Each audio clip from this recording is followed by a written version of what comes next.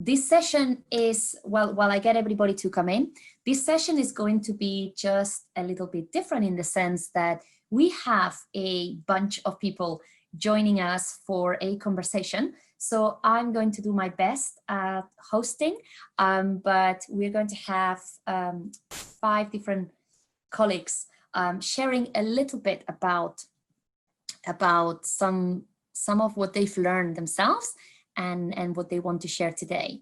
So while everybody keeps coming in, I'm just going to share my screen. Can everybody see my screen? Just give me a thumbs up. Yeah, great. Okay, so we have obviously this lifestyle learning from ancient wisdom traditions session with our panel, and we have 5 different colleagues who are going to be telling us a bit about this topic. They all have their own perspective. They are all coming from a different angle, but you will be able to see some of the relationship of some of the sessions. And the intention is that each of these little talks, they are really for 5-7 minutes, you know, depending on each of them. So they're short talks, and the idea is that when we've done with everybody, we will open a question and answer session for everybody. So what I would suggest that you do is, as you hear them, if you have any questions, maybe write them down somewhere so you don't lose track of it, or you can post it on the chat, and I will be monitoring the chat to make sure that I capture them. And at the end of all of them, we will then open the floor, as we say, open the room, and make sure that we have a conversation with all of you. This is the one session that if you wanted to ask directly, I'm very happy for you to play this idea of unmuting and muting people. So hopefully we can manage that, and that way you can speak up as well. It would be great to hear your voices as much as we can. So with no further ado, I'm just going to introduce you to the first speaker of today, Elena. Now, Elena is not only a very good friend of mine, but she is an Ayurvedic practitioner and a therapist. And you know, she's been on this journey to learn all about Ayurveda. She's certified by the Association of Ayurvedic Professionals in the UK, and she's a member, and she's also a hatha yoga teacher. So apart from her accolades, she's also someone who really lives this with you know, her own way of healing herself and practicing all of this Ayurveda on herself, and obviously all her friends and everybody that knows her. So yeah, I'm really excited to have her today, and I'm going to stop sharing and I'm going to let her do the talk.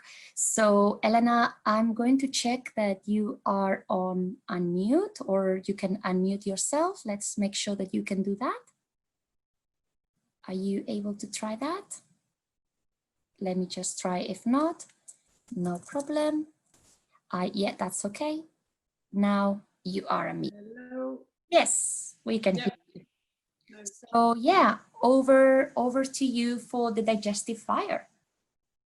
Awesome. I'm just needing to check the time. So please, in case, maybe you can give me a little reminder in case I'm okay. No problem. That's okay. Hi, everyone. It's lovely to meet you. Thanks, Raquel, for the introduction. Today, I'd like to share with you the concept of Agni, which is the digestive fire in the stomach. And that's a main concept of Ayurveda.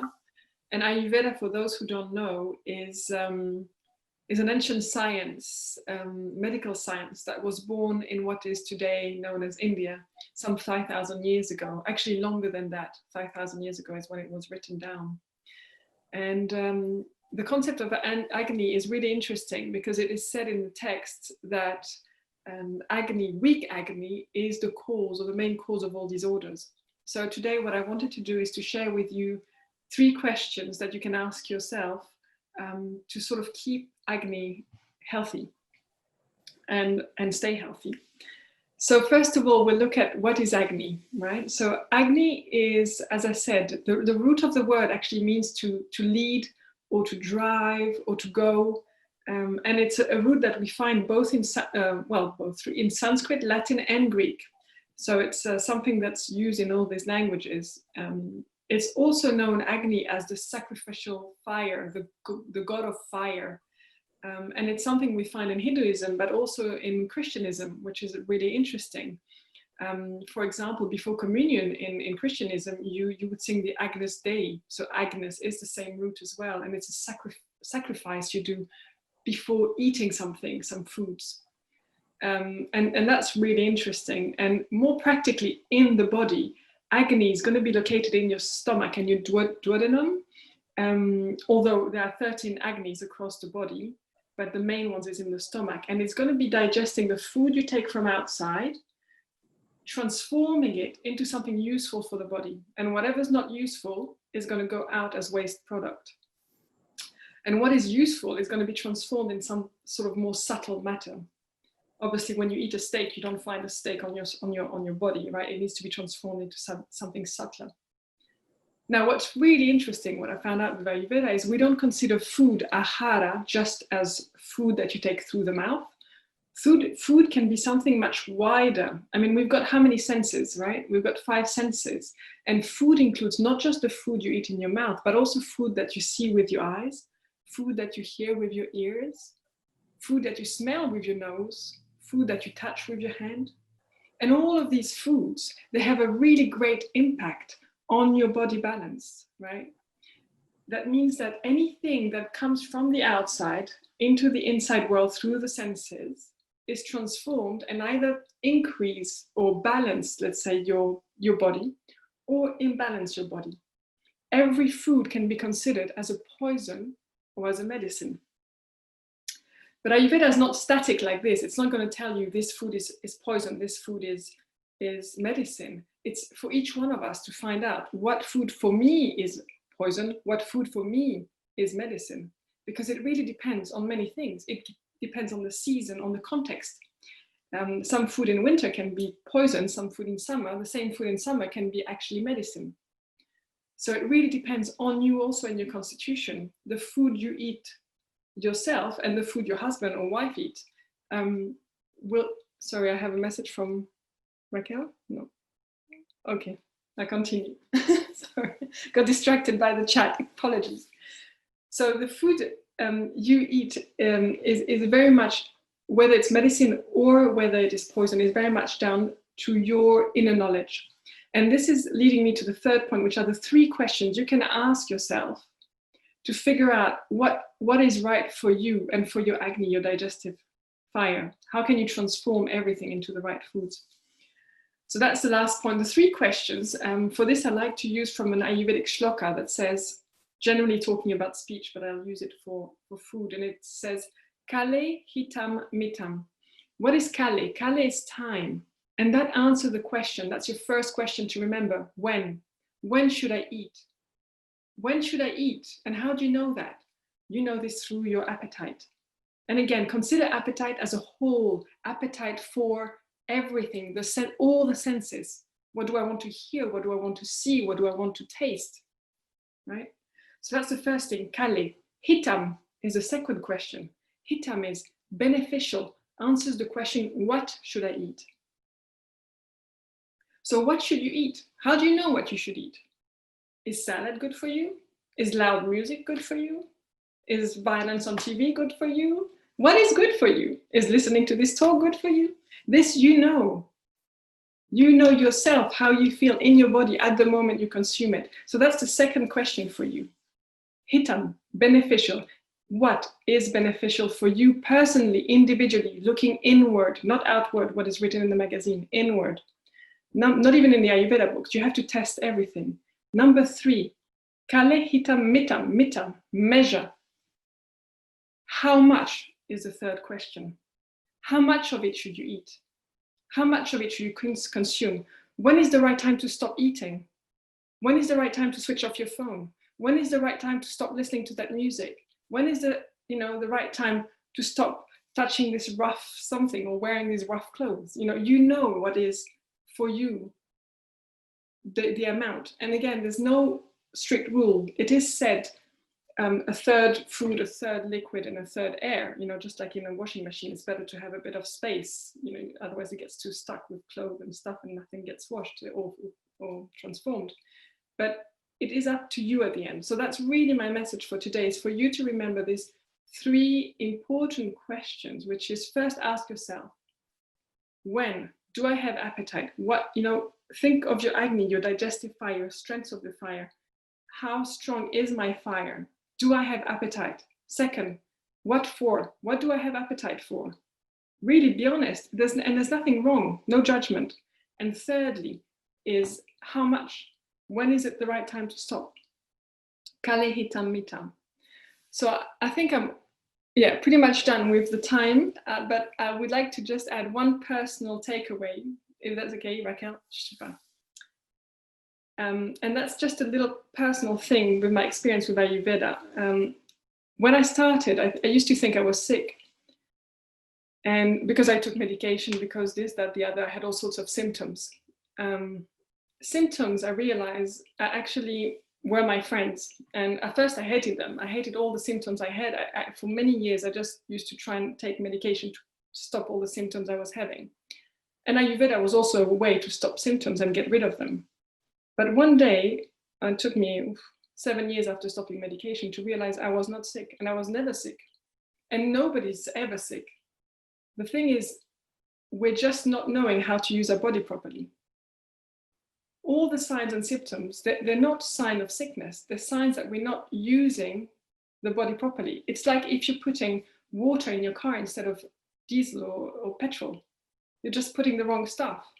So that's the main thing, is remember, you are not sick. Stop with this mental story. You are healthy. It's just you don't know how to use your body. So go back inside and remember these 3 questions we ask. And then start thinking about yourself individually. Don't rely too much on the outside. Inside, how do you feel? How much and when? That's my message for you today. Thank you very much.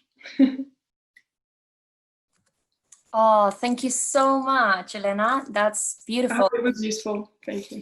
Well, I found it. I have actually responded. Oh. Aww. So yeah, and I'm sure everybody felt that it was very, very useful. I'm getting a lot of clappings and a lot of thumbs up. Oh, thank you, people. Again, please do share, obviously, the feedback as we go along.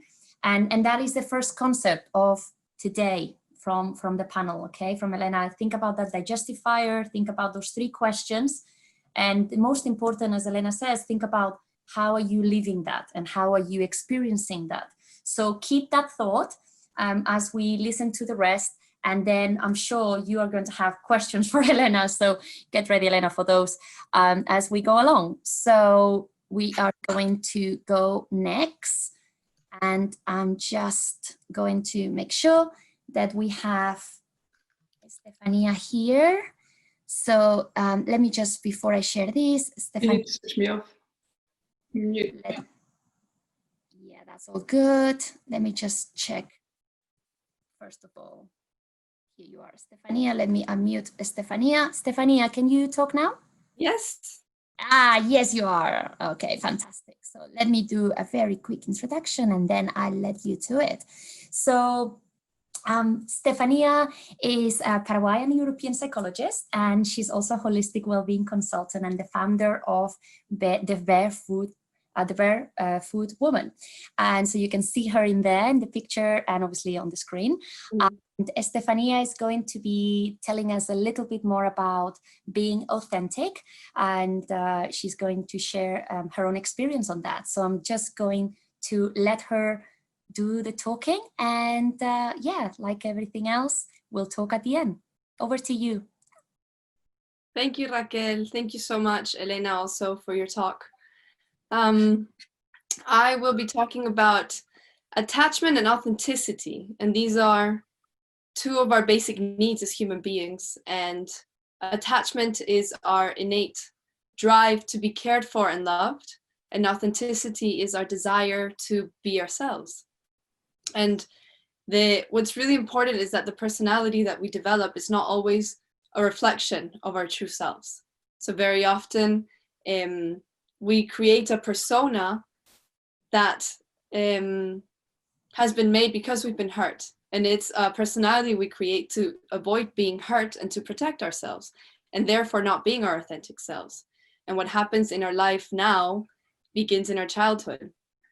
We develop coping mechanisms to manage this desire for attachment as a result of how suppressed we felt. So early childhood programs our brain physiologically, but as you become more self-aware and compassionate, this program can be deteriorated and you can reverse it. And this is really important, because sometimes we feel things are physical and therefore there's nothing we can do about it, but there are. And you know, if you didn't get the attention you needed when you were a child, you'll be consumed as an adult by attracting attention. And if your parents wanted you to made you feel special just for being who you were, not because of things you did, then you might be extremely demanding. And you know, if you weren't loved as a child, then you will, you know, spend your adulthood being charming and being nice so that people will like you. But again, you're behaving in ways to keep attachment to the people you love and not behaving in an authentic manner. So all of these demands suppress your true feelings. And this lack of authenticity is super stressful, and it makes our life very difficult, and it affects our health. Emotions have a function in our existence and in our health. So emotions are like messengers, and they go on and they carry a message that we should behave in certain ways to protect our life. So anger tells us where our boundaries are, boundaries that are there to protect us. So if you feel, if I feel angry, it's because you're stepping on my boundary. And therefore that's what pushes me to say, please, can you stay away from me, or please stop hurting me, or I'd like you to change your behavior. And it's what gives us the energy to protect ourselves. And the same with something that's not physical.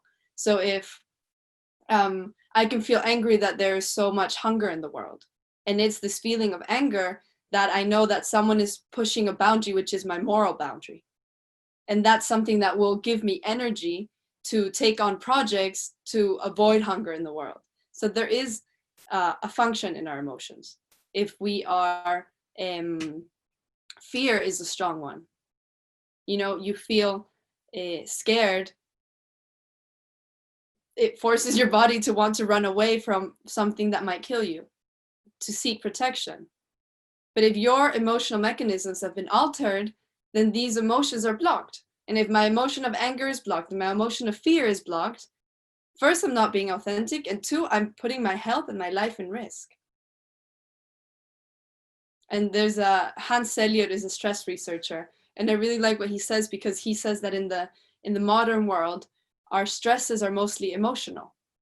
And the biggest stress of all is trying to be something other than who we are. So as an adult, I invite you to consider which are your destructive mechanisms that you learned at a younger age that are interfering with your authentic self, possibly making you be in disharmony. Now, in traditional Chinese medicine, we view illness as an expression of a violation of nature, of your personal nature. So it's a bit of what, like Elena was saying, it's not sickness as in something alien that comes into you, but there's something you're doing wrong in your existence and the way you're living. And it calls upon in Chinese medicine, we call upon the person to become aware of how they are interfering with the flow of their own nature. If you are not flowing with your own nature or being authentic, the body releases symptoms to warn you. But most of the time we don't listen. So in terms of authenticity and health, when you're not being authentic, you're suppressing yourself.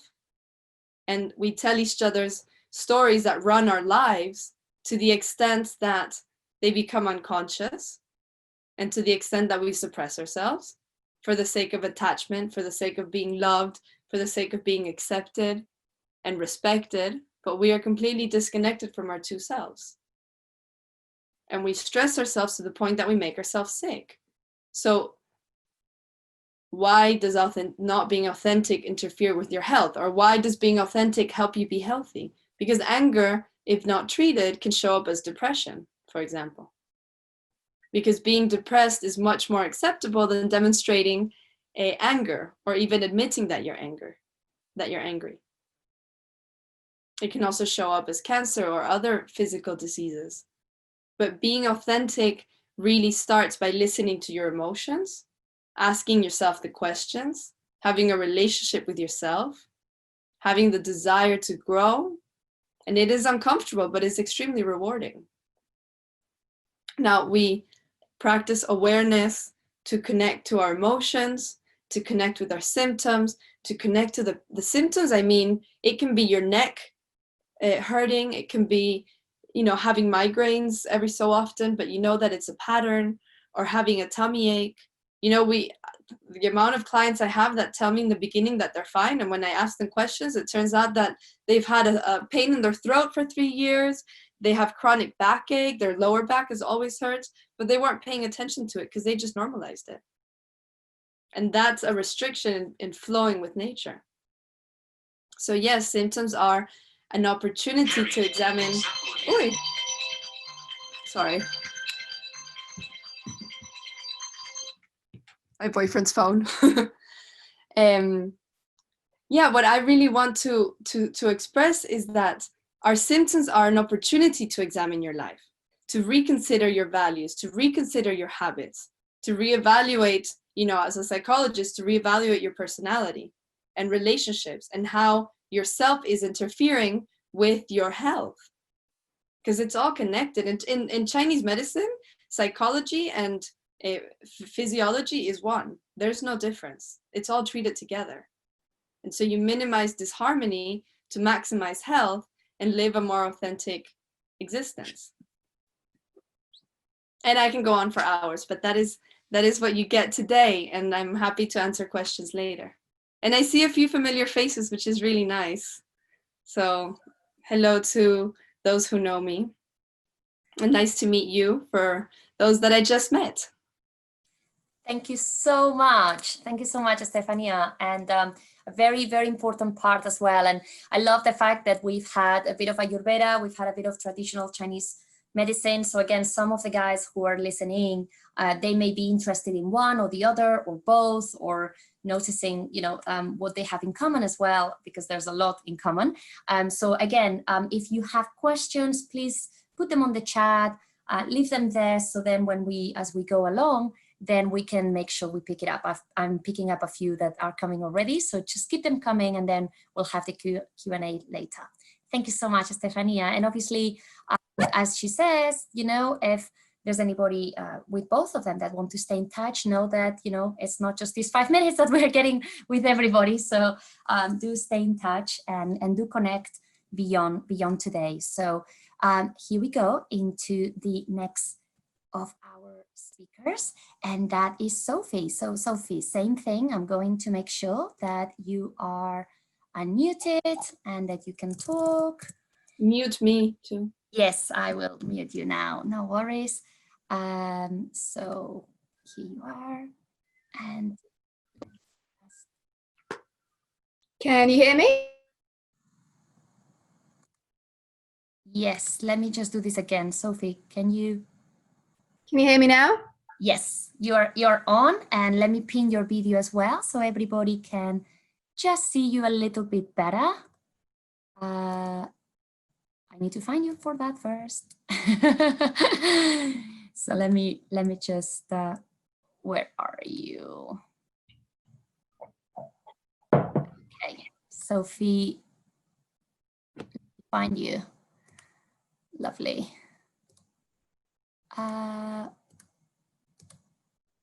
There you are. Let me pin you now. Okay, you are on. So before you make a start, I just want to say a couple of words about Sophie. So Sophie is a fellow colleague of mine. She's a holistic health and nutrition coach, and she's very passionate about the gut. And she's going to tell us today a bit more about the stomach and the spleen. And what she's really passionate about is working with people and empower them to be responsible for their own health. And I'm sure that you can see the pattern in this panel. But, the idea is that, we have choices, and Sophie likes helping people to make sure that they make those choices in their lifestyle to suit them. So I think today, Sophie, you're going to tell us a bit more about the stomach and the spleen. And I'm going to be sharing a few slides for you, and I will be doing your clicking, but you know what, keep telling me when I need to move on, and I'll do my best in following you. Amazing. Thank you, Raquel. So, hey guys, thank you for having me firstly. So today I'm going to be talking about gut health from a traditional Chinese medicine perspective, specifically looking at behaviors that can be harmful to our gut and looking at methods that we can all implement to improve our gut health overall. So firstly, why is gut health so important? Well, we know it's increasingly recognized in the West that the gut has a strong connection to our immune system. There is also new, quite limited research that related to the gut-brain axis.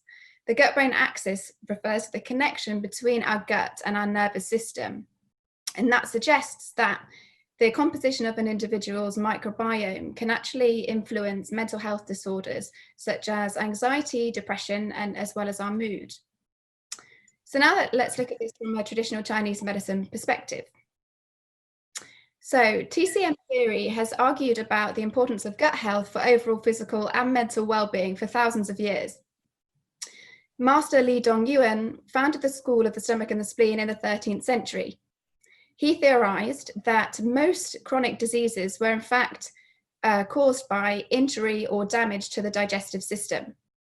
Now in TCM, the main digestive organs are the stomach and spleen of the digestive system. The stomach and spleen are responsible for taking in food and water and transforming it into usable energy for the body's core functions. Yuan theorized that there were three main key factors that would negatively impact our gut health.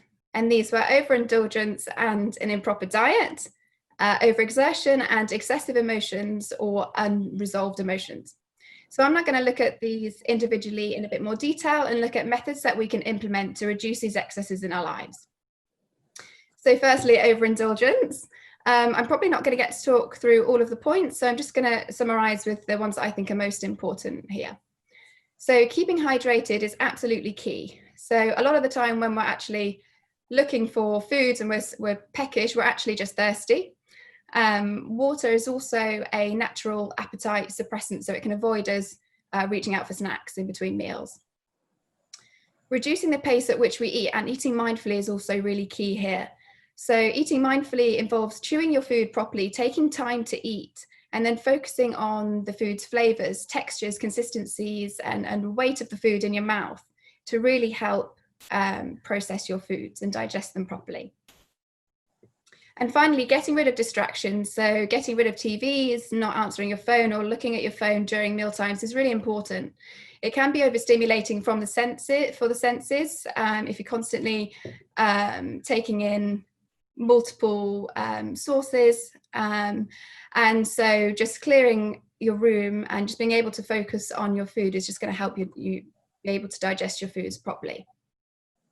So if we now look at an improper diet on the next slide, so this one can be a little bit more tricky because it takes a bit of time and trial and error to get to know what's really right for you.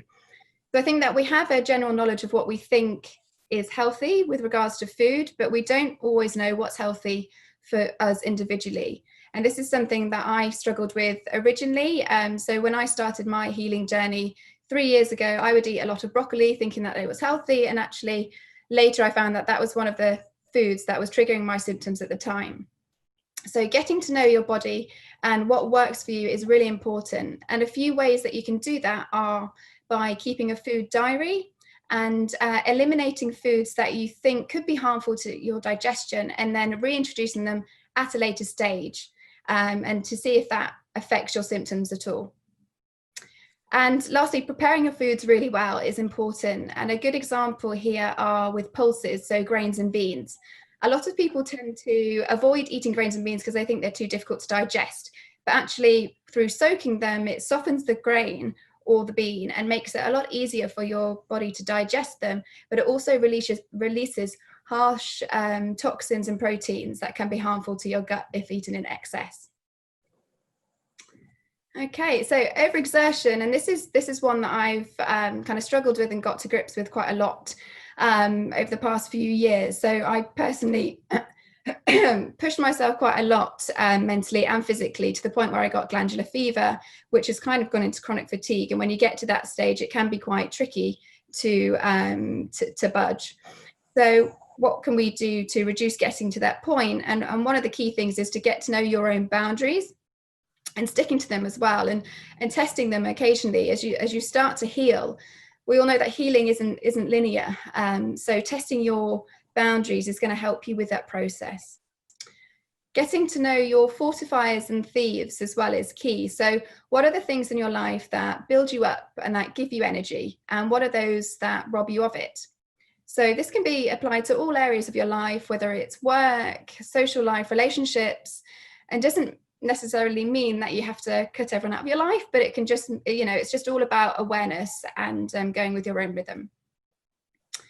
And finally, the power of saying no. So I think this is something really empowering about enabling yourself to say no. It can be difficult for some people, me included, but there are nice ways of saying no. It's just about protecting yourself and your health, which is particularly important if you are struggling from any health condition. And finally, if we go on to the next slide, so excessive and unresolved emotions. So I know Stefania has spoken a little bit about this already, but I also think speaking about emotions is really important in the West, because I think we tend to downplay the impact that emotions can have on our on our physical health as well, and that they can have such an impact on us long term. So I grew up having panic attacks, and I suffered from generalized anxiety disorder. And I would constantly try and distract myself, so I didn't actually feel the emotion.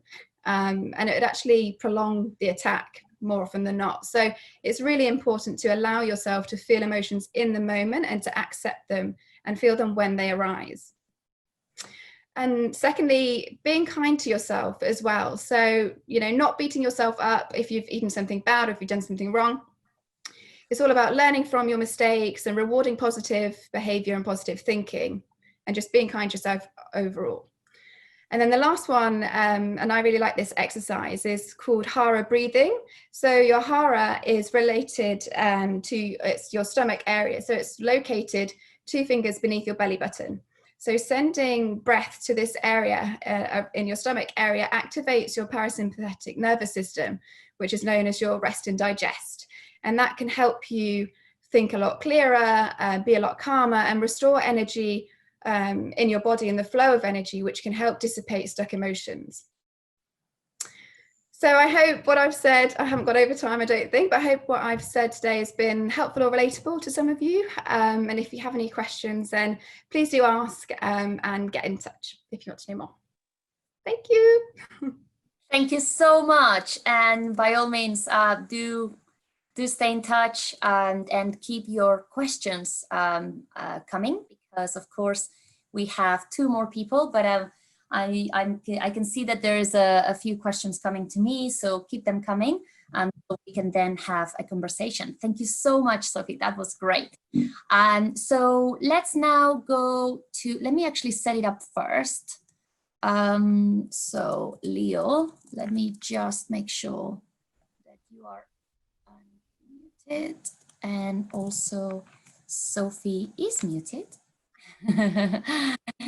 And then I'm also going to pin you, so those who want to see you, they know where you are. Okay, so that's Mr. Leo.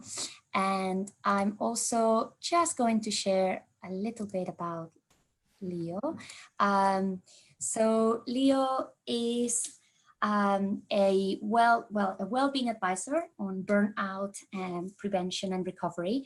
Unfortunately, he's an advisor because he had to deal with that himself. So definitely the best way to learn is to live something. Unfortunately, yeah, Leo had that situation, but what he's doing is taking that experience on how he learned about the importance of nutrition and the lifestyle and managing that passion and creativity for life that he had into best ways for to live. So I'm just going to leave him do the talk, and Leo, I'm going to do my best with your presentation, so bear with me. I'll raise my hand when to skip slides, and like that everybody will know. And cool, thank you, that will be great. Hi everyone. Hi, it's really good to be here and yeah, talk to you about creativity, burnout, food. I care deeply about these three things, and I'll explain why. Creativity, well, basically I was born in a family of artists, so you can see that it matters to me. That's kind of like the cradle that I was born into. And sadly, I did go through, as Raquel was saying, I went through a burnout episode a few years ago. It taught me lots. And one of the things that had happened is that I actually changed career. So I used to be an advertising salesperson, and because of my burnout, I got into food. So that's the third aspect of my small talk today. So what I wanted to invite you all on would be a small little journey about looking at the yin and yang, which is a symbol that everybody's used to, but taking that in kind of a different context and looking at food through that lens. So this would be our first hand raise. Thanks, Raquel. So we often talk about the yin and yang, and it's on t-shirts and tattoos. It's everywhere we look. And but sometimes it's good to remind ourselves what each of them means. So you've got the yang, which is the white side of the image you're looking at, which is it's light, it's expansive, it's outward, it's anything that's generating. And so the ancient Chinese would call this the yang side, the yang forces in life. And then you've got this dark, inward going, contracting, more of like creating space for potential. That's what the Chinese would call yin. And all this it may sound a little bit obvious, or it may sound a little bit sort of theoretical, but if you think, for those that were here this morning, if you want to really, really feel what yang, or remind yourselves what yang is like, well, that was Tom and the drums this morning. So that was definitely a yang moment this morning that we had. And then we had a very deep yin moment with Hardip and his meditation. And we had a moment of flow, with Ivana. And so that was a really an amazing morning in terms of putting those two things together. So yeah, I mean, ideally we want to be in a state of flow. And for me personally, that state of flow comes through food a lot. And I am a creative person, and I know a lot of you, watching today are also very creative people, whether you are exercising that through the arts or just basically getting to as many projects and giving, rise to as many ideas as you can.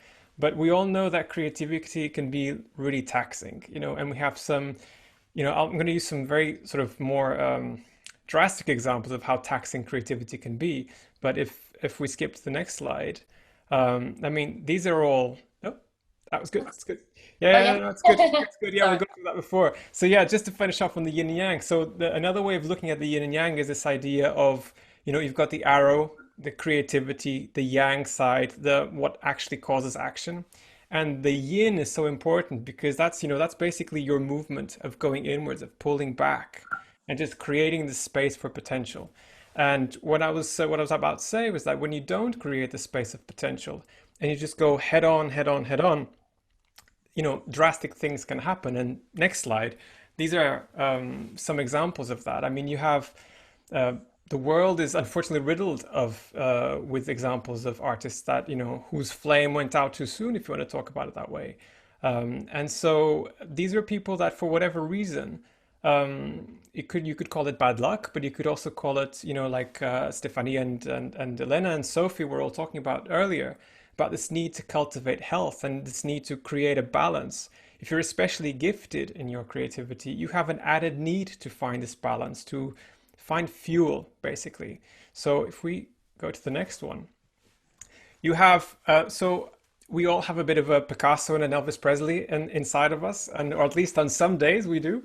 And by this, I mean that, some of us are more prone to, being incisive, being bold, or at least we have days like that, days that we just feel like we can conquer the world. We can just, paint a huge canvas in 3 minutes, or sing a song like Elvis would, right? These kinds of moments, they require, there's a lot, if you look at it from a yin and yang perspective, these are highly yang states of being, right? So if it's highly yang, the flip side of that is you're going to need yin, you're going to need fuel, right? And so if we go to the next slide, these are other states of being, right? You're in a Leonard Cohen kind of mood, right? Or you're, Avicii, I put Avicii here, not because, his music was strong, but this man, he burnt out too soon again because he exposed himself, being a very kind of calm person. He exposed himself to all these yang, massively intense concepts, and there are interviews with him about that, where he basically explained that he just could not cope. And so the idea behind this, and the reason why I'm just introducing these parallels, is this. So if you are in a very yang kind of state, you're in a Picasso kind of mood, right? You've had a very, very intense, maybe sometimes hot-headed kind of day. This is the kind of food that, according to Chinese medicine, it's something that, several people here on the panel, myself included, have been practicing, is going to foods like raw foods, like fruit, like green tea, which all have a cooling effect on the body. So that's just a great way to just remind yourselves when you're having one of those very intense days, this is food that can bring your temperature down, that can cool your temper down in a bit. And if we go to the next one, this is a food for when we are, up there in the clouds, when we are floating about in our cloud of ideas and, we need to bring ourselves down to the earth, much like some of the exercises we did this morning. These are grounding foods. These are all what the Chinese would call earth element foods. And if you think about, just think beans and grains like Sophie was mentioning, but think also the stuff that grows inside the soil. So beets, potatoes, sweet potatoes, even better. These are all things that, according to modern nutrition, they will mineralize you. They have all sorts of beneficial effects, but they also have this energetic balance that they create in your body where they ground you as well. So these are really helpful. If you think about, okay, so today I'm much more in the clouds, I need to ground myself. These are all foods that I can tell you from personal experience help you to ground yourself. And so the next one. So these are the foods that are slightly, perhaps a little bit more difficult to explain, but I'll try my best and then I'll shut up. Basically, these are the idea that if you've wasted yourself, right? So you've gone for years and years and years and you burnt more fuel than you had. In this context, traditional Chinese medicine calls this fuel jing. It's your vitality, right? So if you burn out, which is what happened to me and unfortunately happens to a lot of people, when you go on without fuel for too long, you have to rebuild that fuel. And that's a daily practice. It's going to take you a discipline to every single day do something to build your vitality. And these are very simple examples of this. You've got goji berries are traditionally really, really good to build your vitality up. Dark foods in general, you've got here on the on the right-hand corner in the bottom, black sesame seeds or black tahini. That is incredibly building of this vitality. It gives you energy, but it gives it out slowly. You build it in before you can spend it. And then my favorite food of all time is a big image, which is ramen. You have the deep broth, a very, very rich broth, which can be vegetable broth or fish broth or meat broth. And then you have all these delicate, finely chopped, small amounts of raw vegetables that are not going to tire your system out, but it's going to be giving you the most wholesome kind of approach. And again, give you more energy than you need, which is the point of all this. So these are my 3 suggestions to you today to think about it as food, as a tool you can get to. And that's it. Thank you. Thank you very much, Leo. So again, like with everybody else, if you want to stay in touch, hear more, this is your opportunity, obviously, to check all of these guys out, everybody that is speaking today or sharing a gift with you today. Thank you so much for your time. And we have one final panelist. I'm just going to do all the clickings and all of that, first of all. So let's make sure we mute Leo, and we're going to unmute Bilay before. Okay, and now I'm going to find you, Bilay. Yeah, there you are. So I'm going to pin the video. And Bilay, can you just say something so we can check the mic? Hi. Yes, we've got you there. We've got you there. Okay, let me just introduce you. So Bilay is an Ayurveda chef, and she's also another fellow holistic nutrition coach, and yeah, she's sharing today a little bit more about your food choices. And obviously, as an Ayurveda chef, she's going to base her talk on Ayurveda. So can't wait to hear what you have to tell us, Bilay. Over to you. Thank you, Raquel. I can't see myself. Can I? That's okay. Okay. So, okay. Thank you, Raquel, very much. It's a pleasure to be here and listening to Elena and Sophie and also Leo. It looks like I've written a book, so people are going to have to really persevere with me. I really should have done a cooking demonstration, made something. Maybe I'll take everybody to the kitchen now. So I will try to keep it really minimum and not sounded like as if I'm reading from a script. Your food, your choice. In Ayurveda, you actually get to choose your food and drink according to how you feel. How you need to react to food, feeling cold, try avoiding cooling foods that depress your metabolism. If rich foods make you, like ice cream and yogurt, make you feel tired, avoid gooey and sweet foods. The advantage of Ayurvedic based on your experience of food. It's highly personal and helps you figure out a diet that is unique for you. Your attention to how food makes you actually feel becomes the foundation of a new relationship with food. Ayurvedic books tell us that, you know, we can actually, what food items are good for us and for different constitution, but without the knowledge of actually knowing how to cook them and how to best make use of the food that's available and also for what's right for your body. It's very important. And if you don't know that, the information that you have really remains limited and really quite limited as well. So most disease is actually traceable, ultimately to incorrect diet. The cure for such wrong eating is not in better drugs, not necessarily better restaurants, but to us that we love, we start to, you know, present our responsibility towards our bodies, which is to love and to cook and care for the ones we love. And through the right diet, it may not always be enough to correct diseases, but few diseases can really be alleviated without it. So the principles of Ayurveda are universal and can be adapted on a global level. Foods have therapeutic properties, which are defined largely by the energetics of taste or rasa. In simple terms, it means, you know, this aha moment when you eat something, you say, oh my God, I really enjoyed that. That was so delicious. That's a sign that you want to feel when you eat something, which actually tells your body the connection that it makes to you. Ayurveda diet can also be rich and diverse, whatever your constitution might be.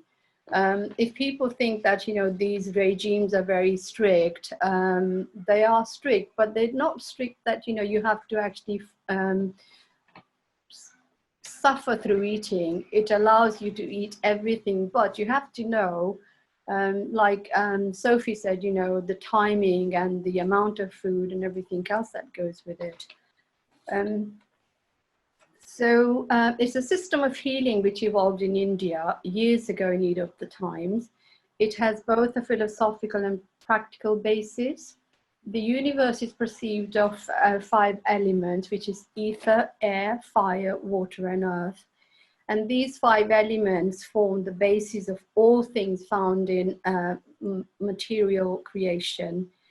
And it's balancing the elements is key to maintaining health, whether physical or mental. Ayurveda is the knowledge of life and daily living.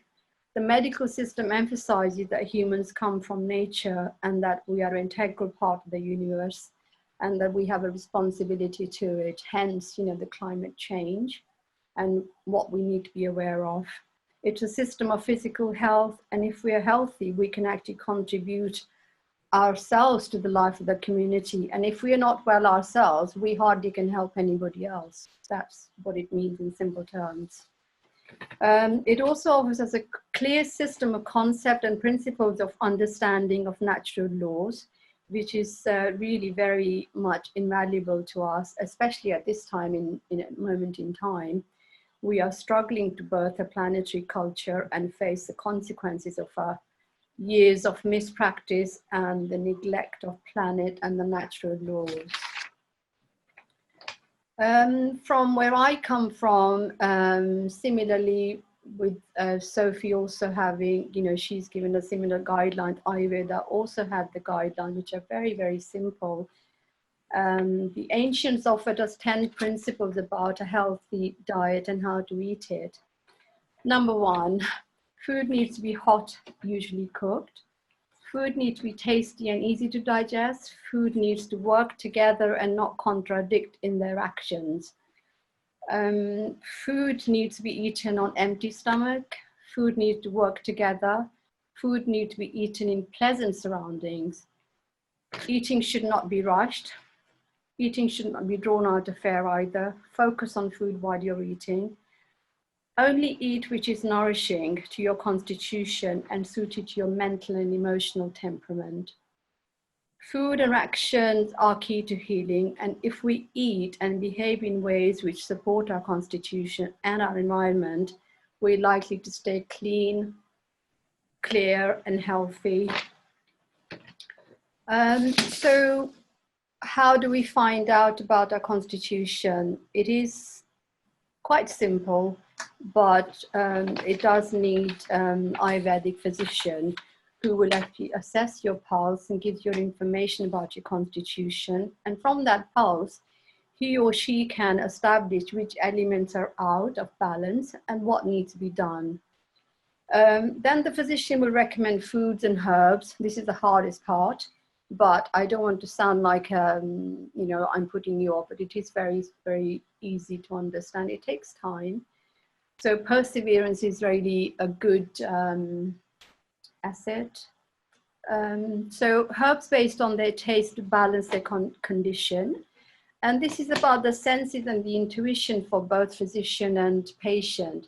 The relationship is so intertwined that, when I go to my consultant, he automatically knows what to do with me. I don't even have to tell him what is wrong with me. So he'll give me treatment according to what he perceived me as, my senses. So these methods actively involve the individual. To benefit fully, you need to be willing to eat special foods, take special herbs, and follow certain lifestyle routines. And this is when healing begins. And it's who eats for you. It is you who eats for you, no one else. It's not easy as taking a pill or defrosting a TV dinner. So with that, I want to thank and also say hello to everybody who knows me and everybody else. I should have done that in the beginning, but never mind. And thank you everybody for listening to me. Any questions, as long as they're not too technical, I'm happy to answer. Thank you very much, Bilay. Thank you. I know you now how to make khichdi. Thank you very much. Okay, so thank you. I'm going to leave you unmuted, and I'm just going to unmute the rest of the panel, so you are a bit more free to speak. So Leo, let me just bear with me 1 second, because we are now going into the next part of this. We are going to have all our speakers unmute, and I have seen a few of the questions coming. So I think I've got all of you. If you're a speaker, yeah, I think I've got everybody. First things, and again, in no particular order, so feel free to, if you interrupt each other a lot, then I will make sure that we facilitate this. But there was a question at the beginning, let me just go back, from from one of our colleagues. Now, in terms of, just bear with me 1 second that I need to find it. You know, there's a lot of, Elena, there's for you here about, you know, for food, how do we start maybe limiting certain foods? How do we start understanding what works for us, what doesn't work for us? Would you suggest that we start from, you know, limiting everything and start from scratch, or how do you do that limitation of what you eat to identify what works and what doesn't? Any advice on that? Thank you. Yes. So how I usually work with patients is we tend to eliminate anything that is sort of inflammatory in nature, in any case, just like for first 3 weeks type of thing, because most people who come tend to have some sort of pitta or fire aggravated disorders, inflammatory in nature. So these are sort of any acidic or heating food.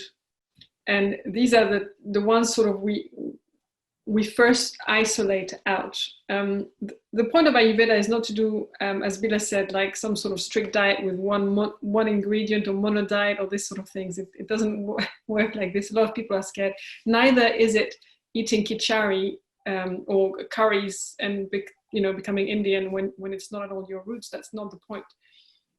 We work with existing diet, and everybody's different. You know, somebody who lives in Germany, in Switzerland, or wherever their cultural background will have different needs. So how to start at home, let's say if you don't, it's your practitioner, just at home, how to start is just to observe how do you feel after each meal. And I think it was Sophie that said, have a diary. I mean, my first thing, just pay attention. Do you feel bloated after a meal? Do you get diarrhea after certain products? Do you get constipation the day after a particular dinner? Can you sleep? This sort of symptom. Do you feel dryness in your mouth, in your throat? Do you feel heat in the body? Do you get spots?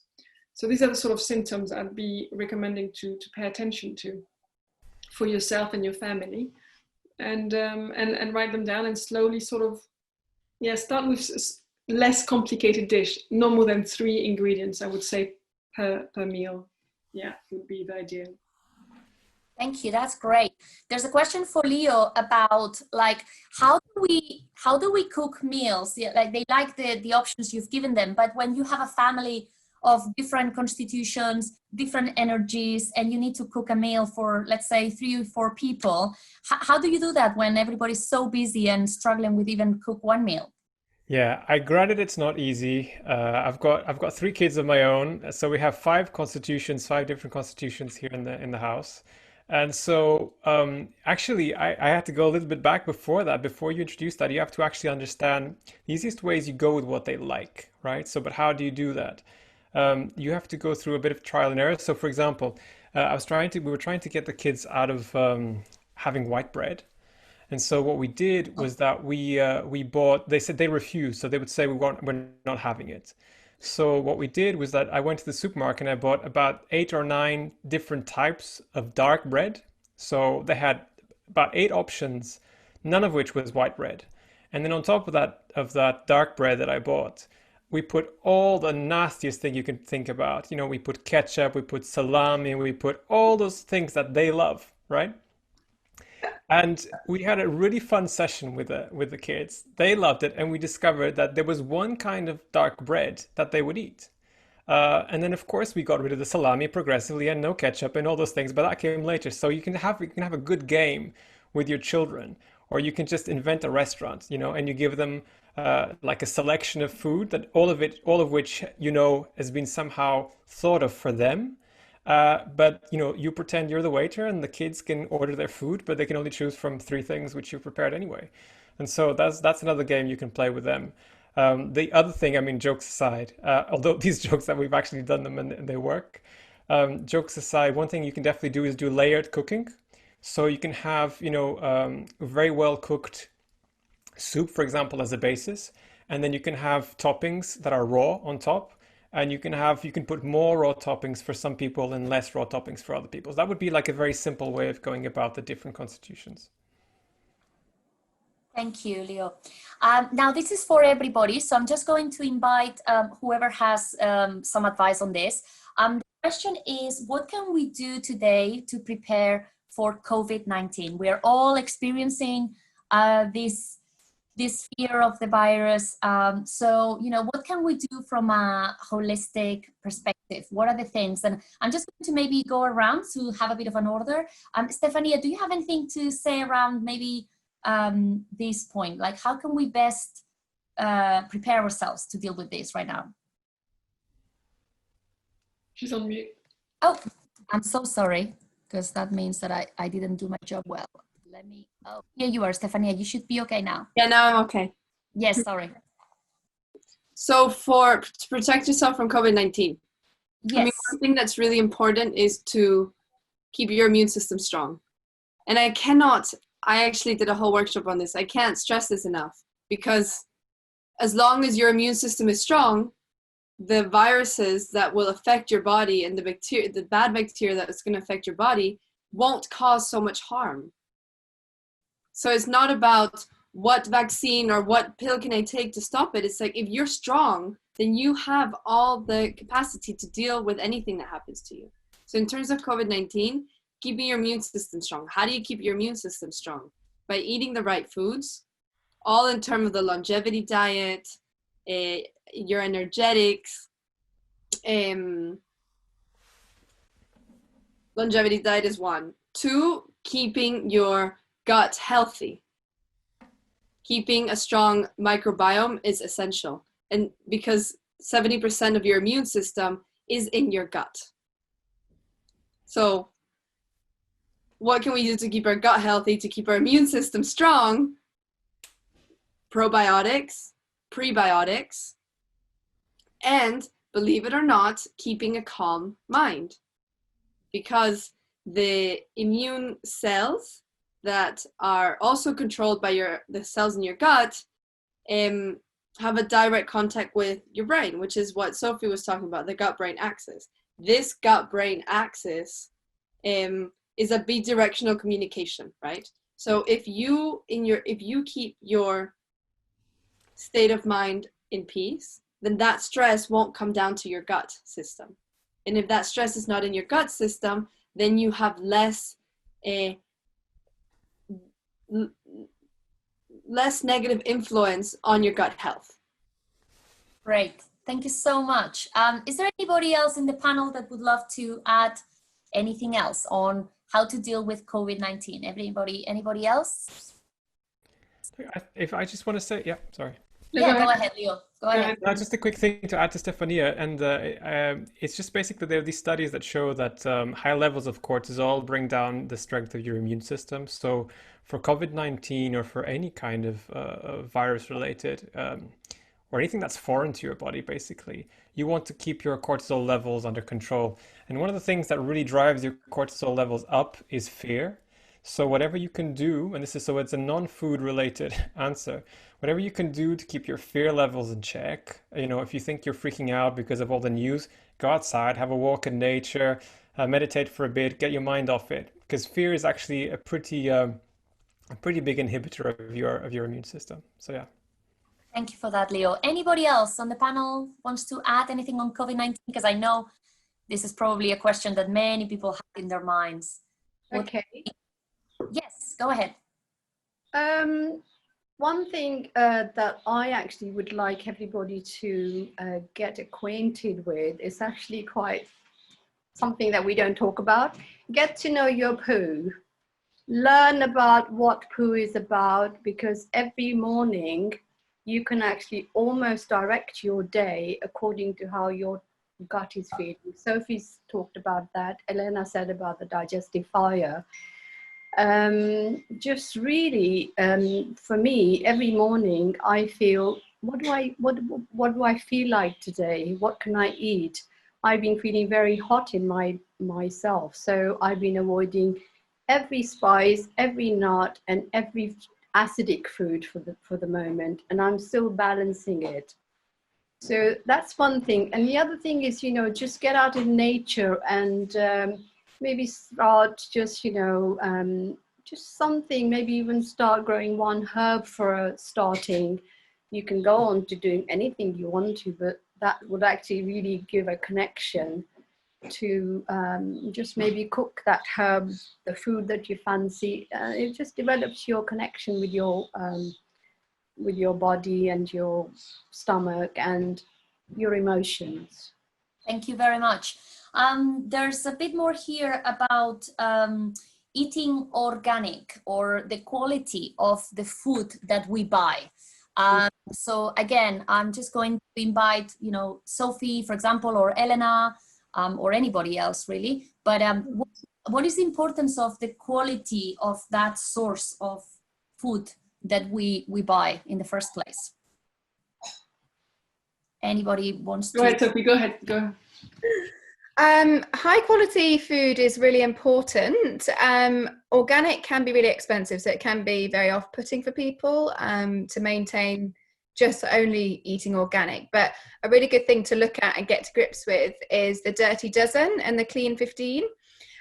So that's something which explains which foods you should aim for with buying organic, and which ones you can just buy non-organic. Some foods have kind of harder shells or skins, so you won't get the fertilizers and pesticides coming through to the actual food. So have a look at those. That's a really good thing to understand which veg or foods you should be looking for organic. With regards to meats and fish, I think it's really important as well to look for, with meats, to look for things that are grass fed. That's kind of, there's a few reasons why. One of them being they contain less antibiotics, which is often in the feed that cattle are given. There's a lot of antibiotics and fertilizers and pesticides and really nasty things which can be really damaging to your digestion and to your overall health. And then the other reason for that as well is when you are eating grass-fed, that contains higher levels of omega-3. So it's important as well for overall health to keep the balance between your omega-3 and omega-6 in check. So if you're eating constantly processed foods or kind of cheap meats, they're really high in omega-6, which is naturally very inflammatory as well for the body. So I think eating high quality is really important, but within balance in terms of, what you're able to afford, just do your research and have a look at what foods are particularly known for keeping those fertilizers and pesticides and nasty things in them, and which ones you can maybe just buy without going organic. Thank you, Sophie. Elena, is there anything you would like to share about? Yeah, just add from an Ayurvedic perspective as well. I would say that it can become really complicated because then nothing ends up being good enough ever. So I'd say just do your best with what you have around you. Second, go to the wet market or the market. Sorry, wet market is an Asian thing, but go to the market if you can. But most important is agony. Just keep a strong digestive fire. If you've got appetite, like Ayurveda says, like with a strong agony, you can eat a stone and you'll be fine, because just cultivate this fire in your stomach, because this is what will be able to make the difference between what's good and what's not good for you. So, we've been raised in this environment where, there's a lot more toxins and a lot more this and that and the other, but still we survived, right? So just cultivate this agony first. And then, of course, second and third and fourth layer, then try and do your best, but don't stress out about it. If one day you eat an unorganic egg, don't panic. This is going to do more harm than, the actual egg. That's my point of view anyway. Yeah, great. And I remember when I was much younger and I was able to just eat anything and I would digest anything. And I didn't eat rocks, but I did eat a lot of stuff that nowadays I would pretty suffer the consequences. And so again, can anybody in the panel tell us a little bit about children and the difference of the food? Because we have clearly a few parents online and they want to know about, like, how come, children are just okay. I don't think anybody's feeding them stones yet, but they're fine, they're thriving, and we are more in the middle of that life cycle and we are starting to struggle. And then what do we do when we're a family and we have to consider all of this? So anybody, I mean, Elena, if you want to kick us off, or if anybody wants to Leo, go ahead. a difference, it doesn't matter. I can take that. Yeah. So the way we've done it at home is that actually sometimes, you know, so about 3 or 4 years ago, we didn't really take much care about what we were eating at home. So we'd eat, you know, pretty much anything, and everybody was fine. The issue was when we started eating a bit better, and you go organic and you start taking more care, then you start realizing that some things that you thought were normal perhaps are not so normal. So, for example, my 11-year-old daughter. She started having these like these spots, right? And you know, when you study traditional Chinese medicine, you know that if you have spots, it's excess fire in your body. Something's not quite right. Or it can also be a sign of reaction to some, you know, things like dairy, for example. So you just start, you know, what I would tell other parents who I'm sure, you know, obviously concerned is experiment. Do a lot of experiments and see how your kids' behavior, their look, and how they are generally changes. So with my daughter, what we did was we actually tried not giving her dairy for 2 weeks, and she hasn't had any spots since then. So clearly she had some level of intolerance to dairy. And now she just says, I don't want any dairy. Don't give me any cheese, or I'm off it. You know, whenever I don't have dairy, I'm fine. So yeah, I would just say like experiment, try new things. And also on the organic question that was before, try it for a few weeks, you know, try it for a month and see how you feel. Because you may think from the outside, okay, it's too expensive, and it is very expensive, or it can be very expensive. But then if you try it and for any reason you feel a lot better, what if you feel a lot better? You may want to reprioritize and maybe not go so many times to the cinema and just buy organic instead. So that would be my tip. Fantastic. Anybody else on the difference of energies with the kids or families? We are on that theme, so there's no specific other questions on that. But anybody else on how do you do it? Even if it's with your partner, it doesn't need to be with children. I know my housemate is very, very different from me in terms of our constitutions. And when I cook, I always have to tell him, okay, that's for me. And this is, you can add 2 things that will really not work for me. Anybody else? Sophie? Yeah. So with regards to children then, so I think it's really important to start the mindset, or start creating that mindset with children that eating healthily is really important early on, because although when they're young, they may be able to eat whatever. And that was definitely the case for me. I used to eat so much rubbish, so much chocolate and crisp, literally about 6 bags in a row. And I was absolutely fine. But it wasn't until my kind of early 20s that I started to get a lot of digestive issues. So they can show up in the body a lot later. So it is really important to start them young. And then there are really some great fun ways to incorporate kind of healthy eating with your children. So there's in Chinese medicine, there's something called the doctrine of signatures. So in TCM theory and the wider kind of food energetics, the doctrine of signatures refers to foods relating. So basically the foods that you have, how they look is actually going to have that effect on your body. So it's quite difficult to explain, but it's all about the actions that foods have and the properties of foods. And one fun thing, which is with the doctrine of signatures, is looking at how foods look, and their resemblance will actually help whatever organ that food resembles. So if you take walnuts, for example, do we have any idea what walnuts look like in terms of what's in the body? Anyone on the panel? Right. Yeah. The brain.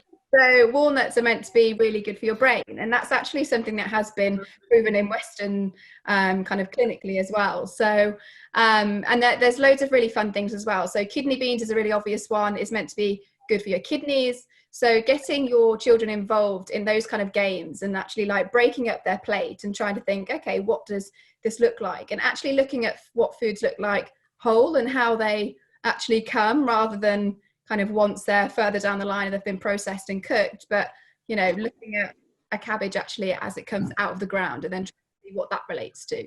So there are definitely some fun techniques you can use to kind of get kids excited and on board with eating healthily. Fantastic, thank you. Yeah, go ahead, Stefania. So in terms of why children suffer less allergies than we do as adults, what we really need to take, so our immune systems are stronger the younger we are. That we know. And there are the telomeres. And the concept of telomeres is fascinating, and you should really investigate on it, because the telomeres are the ends of our chromosomes.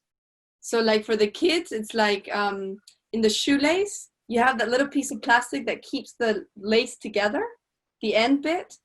Well, that's the telomere in our chromosomes, and we have one in each end. As we get older, we lose these telomeres. And as these telomeres disintegrate, our immune system, it becomes less strong. It becomes weaker. Kids can take everything because their telomeres are strong, their immune system is strong, and they're not affected by the allergies or the gut problems. And that someone asked the question, that is why. Also, like, think that our digestive organs, we make them work so much by eating foods that are bad for us, or overeating, or mixing foods the wrong way. And your organs are overworking throughout your whole life. And then you reach a point where you're, I don't know, 35, 40, depending. And your digestive system says, no more, I won't, I refuse to overwork. And that's when you start having all these issues. May I propose I would like to share just an alternative view as well from an Ayurvedic point of view, where I can't remember the exact terms, but one reason actually it would explain why children don't have as many problems, or some, not all, obviously,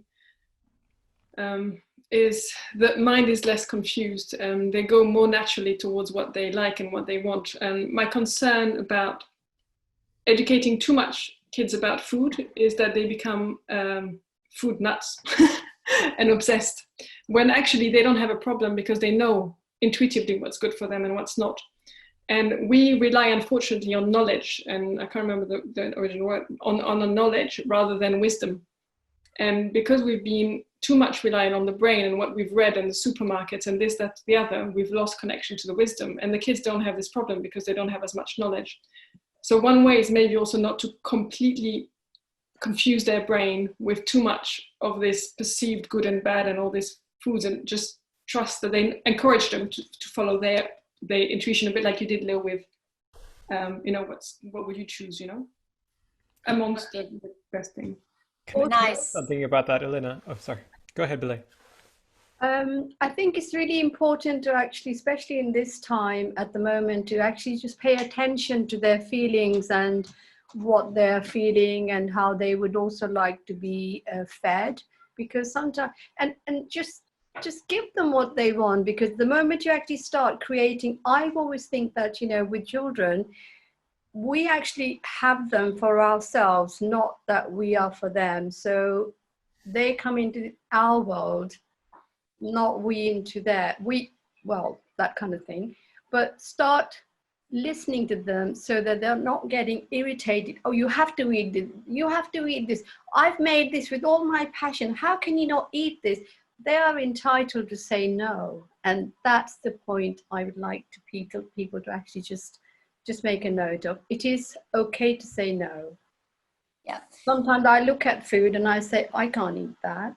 And okay, I have the facility to make another something for myself, but just one moment, just listen, and there's always an alternative. Leo, go ahead.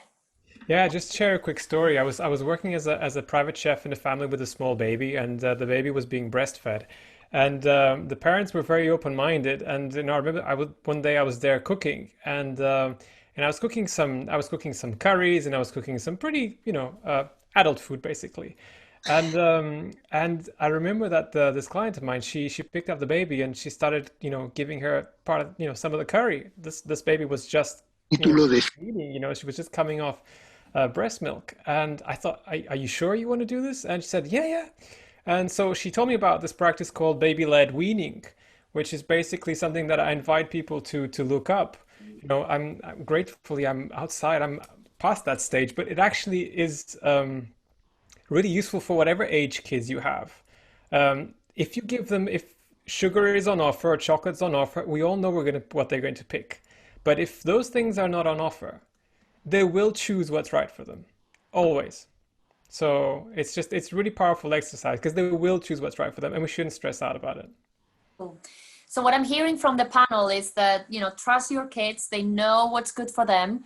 That doesn't mean that they're going to be allowed to have chocolate all day long. I know what my nephew will choose if they could as well. So it's just, I guess, empowering them to make their own choices from really early age. That's fantastic. Now I have one, we have literally sort of 9 minutes left. So if there's any other questions you have, please keep them coming because we probably have time for a couple more. I have one question here. People were saying, what about this thing about eating 5 vegetables or 5 pieces of fruit a day? And then all these blogs that we read and all this advice that contradict each other and all of this information that we have, especially on social media. And where do we go? Where do we go to just make a start on all of this? Because it's a bit overwhelming. People are feeling a bit overwhelmed. So anybody that wants to take that, then I'm sure you all have a say on this one. I know. So yeah, anybody? Yeah, okay. Yeah, go for it, Sophie. Trying to see if anyone else wanted to. Go for it, and everybody else will be Veg day. I think that's people like that because it's guidelines and it's structure, and that's what people like when it comes to anything to do with health. I know I like that, and I actually really do well off kind of having a food plan or doing a cleanse, which I've done recently. I enjoy that, but I think it's all about setting routine and structure. But with regards to how many fruit and veg, 5 is, I think, a good enough kind of amount. But if you can eat more, then do that. Vegetables, you can eat vegetables in absolute abundance without, they've only got beneficial things for you. But in terms of if you're looking for a bit more detail on guidelines, look for a variety of vegetables rather than, eating the same vegetables with each meal. So looking for a variety of vegetables that are all different in color, in texture. So that's what's going to give you the most nutrients possible for your body, getting them from a variety of sources. Fruits, I tend to go for kind of berries and things because they're higher in antioxidants rather than the natural sugars. So depends on what kind of energy you need as well. So it's kind of going back to what we've spoken about. I think all of us have spoken about it, but it's kind of getting to understand your own body and trying to look inwards and ask your body what it actually needs and listen to your body. And then after your meal, try and give yourself hours before eating again. Don't snack because your body actually takes between 4 and 5 hours just to digest one meal. So I think that's another thing as well, is actually that's going to help you get to grips with understanding what foods are right and how, in what quantities you need them as well. But eat vegetables with every meal if you can. I think there's no limit on how many you can eat. I think 5's a good minimum. Great, Sophie. Anybody else on the panel? I would say get to know what appeals to you, and also about this natural body clock.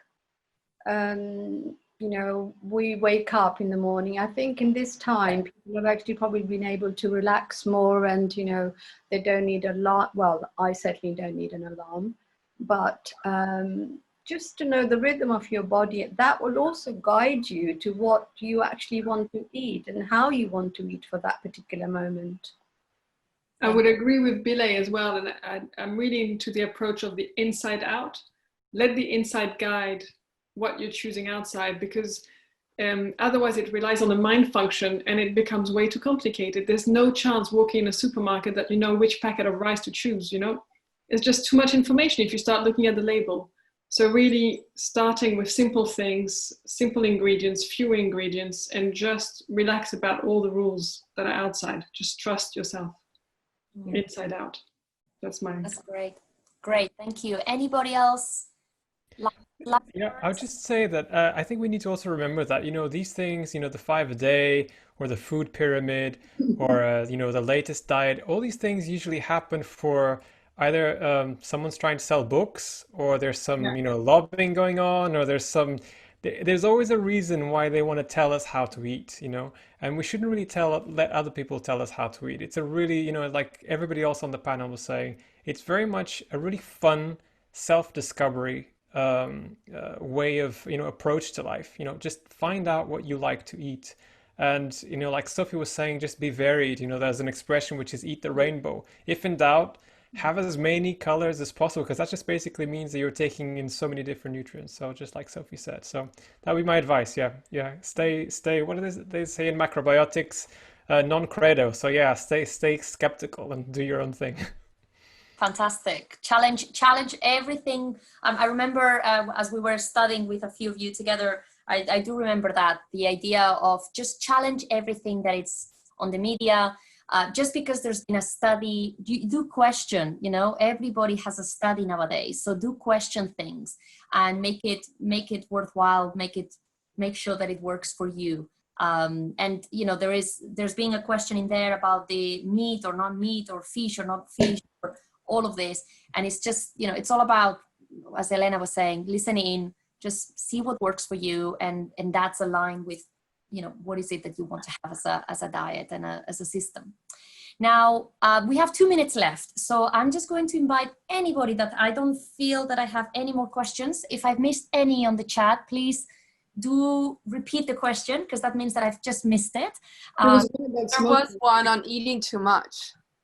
Okay, go ahead then. Yes, so Ekaterina, when it comes to these things, I mean, for me, it's more about having hacks and finding which smart way works for you to do the things you want to do. So think of the things that you're not hungry, but you want to eat. Think of things that fill you up, but are healthy. So you can have, like, for me, it's like, I know if I have half a cucumber, I'm full. And then I've eaten something, I've had a cucumber, it's healthy, and I can move on. Or if I drink, if I have a turmeric tea, I know it fills me up, and then I forget about eating. I think with overeating, it's much more psychological than about the nutrition and the food. So you have to go into yourself and first of all, find methods and hacks that make you not overeat. And then when you have the space, stop and ask yourself, why do I want to eat right now? What emotion am I trying to avoid by reaching over and eating? Because that's emotional eating. Mm-hmm.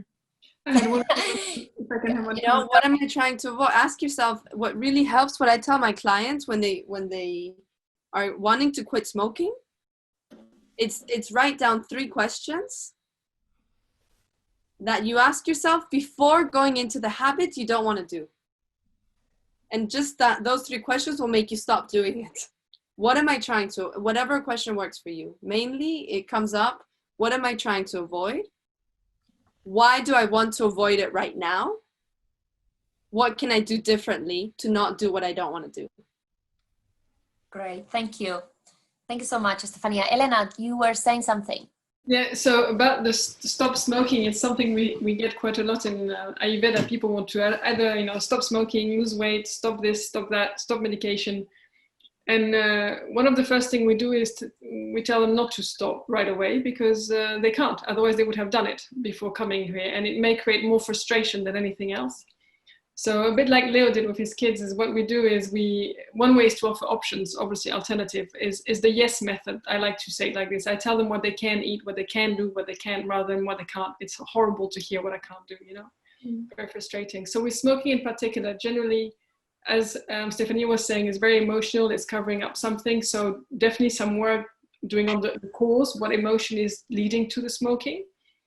This will not be doing with an Ayurvedic treatment, but with Ayurveda, what we do is we balance the sense of taste, the 5 tastes, and this happens that once your tastes are balanced and your Agni, your digestive fire is balanced, you do not get these cravings anymore. So naturally, you do not want to smoke, you do not want to have food in between meals, and you don't have to stop it, it just stops itself.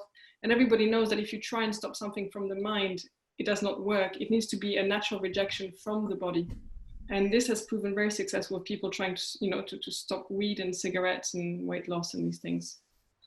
Thank you. Okay, guys, we are 1 minute over, but I do have one question here. So why should we not drink whilst eating? And with that question, we're just going to close, because otherwise we will be here for a bit longer. And I know you all need to rest. So why should we not drink and eat at the same time? Anybody wants to take that? Yeah, you basically drown. I'm sorry, Sophie, go ahead. There you go. Go. We all want to speak. Go, Bilay. So my advice for not drinking whilst eating is because when we are constantly washing down our food with water, our digestion can actually become very lazy. And so then it actually impairs the function of the digestion. So we need stomach acids to break down the foods. But when we're washing them down with water, we're washing our foods down with water, we're not naturally producing as many stomach acids to then be able to break down our food. So it weakens the digestion over time. So what I recommend is the 20-minute rule either side. So try and not drink a big glass of water straight before you eat and straight afterwards. And that will hopefully help if you have any digestive issues. But that's the reason why. Cool. Thank you, Sophie. Anybody else? Last words before we close officially the session today. Who wants to have the last words? Elenita? No, just thank you. Oh, thank you. No, thank you, guys. Anybody else from the panel? It was about the overeating. Who said there are rules about morning, lunch, night time? You make your own rules, because I eat only twice a day at this moment in time. I don't know, I've become a bit sort of more conscious. And if I don't eat dinner, I'll have like Stefania said, you know, turmeric milk before I go to bed. So that's also just, I wouldn't eat something heavy because it's going to play with my system. And then I'll know I'll suffer in the morning. Great. Conscious. Those were the last words of wisdom from our panel. So I really want to give everybody a round of applause. Thank you, Raquel. And Well thank you, done, everybody. Thanks, And Raquel. thank you for staying in touch, everyone. And thank you for your great questions. I hope you enjoyed it. And I know that these 5 people could talk forever. I know we do when we get together. Yeah, I would love for everybody who's been on this session just to write down before we go on a break, just to type on the chat. One takeaway from this session. You know, what was the one thing that stuck with you from any of the messages that you've been hearing or any of the conversations we've been having? What is the one thing that is your takeaway? So it would be great to just hear. So please share. Look inside. Great. That's a great meditation.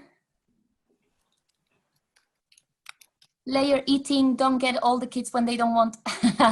Yeah, the layer eating, and don't get, you know, all the kids when they don't want something, don't force them. I'm reading straight. Listen to the body, trust our instincts. Love it. Yeah. So I personally think if you guys have come out here saying your body, your temple, and I know myself what's good for me, and I'm my own doctor, and I just need a bit of help with professional people out there who can maybe guide me on some moments of my life, then that would be a great takeaway from this session. Thank you so much. Oh, listen to your gut, Sophie. People listening to their gut. Okay, great stuff. Okay, so this is the session done for now. We have another break right now, and so we are going to have a break until, until 3:30 UK time. So that's another 25 minutes break. So we've done really well with our timing. Thank you, panel, because that was really, really well done on the timing. So you have a break, the same as we did in the morning for those of you that join in the morning. Yeah, stretch a bit, just go for a walk, do whatever you need to do in 25 minutes. And then we have 2 more sessions today. It's going to be totally worth it for you to come back. So I definitely would not want to miss it. You can put your cameras off, you can unmute yourself, and I'll be back here to welcome the next session in 25 minutes. Thank you very much. Speak soon.